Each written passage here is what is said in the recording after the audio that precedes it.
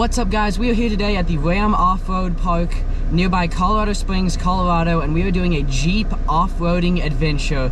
I'm so excited. Let's get into it.